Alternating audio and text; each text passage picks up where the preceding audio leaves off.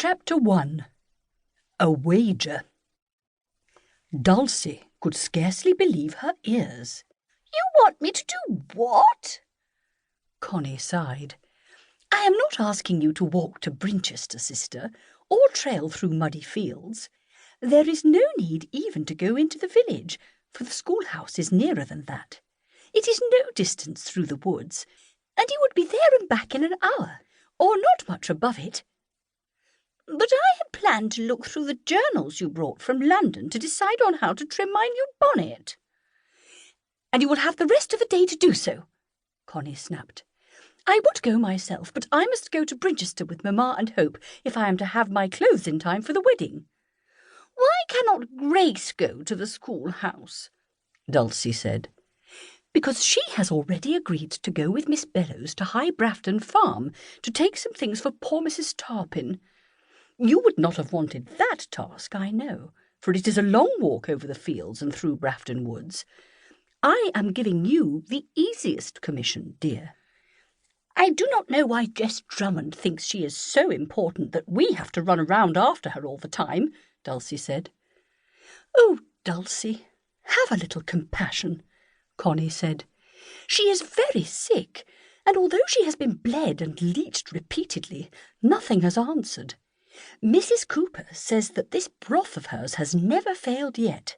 It is her mother's receipt, it seems. Please, will you go? I should be happier knowing that Jess has this today, and the servants cannot be spared from their duties." "Oh, very well, if I must.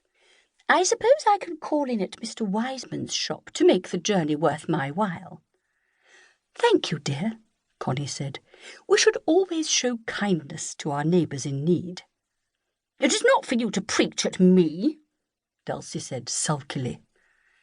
"Perhaps not, but with Mamma away, I must do my best to take her place." "You may have charge of the household and give orders to the servants, but you have no right to give orders to me." Connie sighed. "I give you no orders, dear. I merely make suggestions. But if I see you in error, I feel obliged, as both sister and closest friend, to give you a little hint.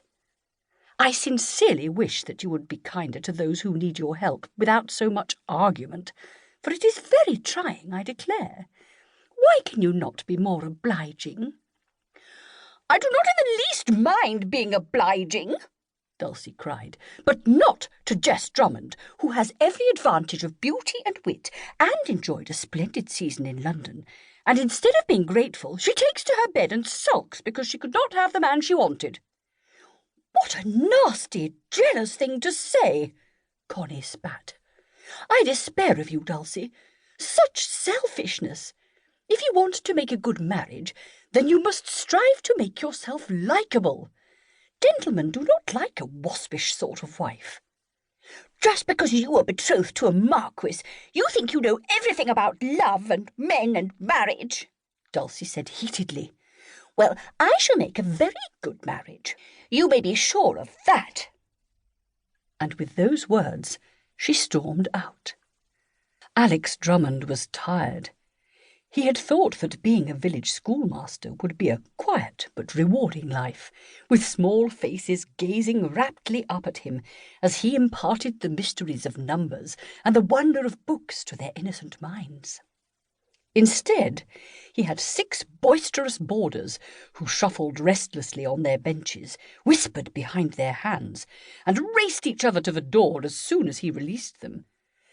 At least he was not required to feed and board them himself, for the cottage was too small. Instead, they stayed at the parsonage, which kept them out of the way, but also deprived him of a little extra money. Apart from the boarders, there were a handful of farmers' and millers' children who turned up unexpectedly for odd days, dirty and ragged, whenever their fathers could spare a coin or two, and disappeared for weeks on end to help with the harvest, or lambing, or painting the barn. It was dispiriting.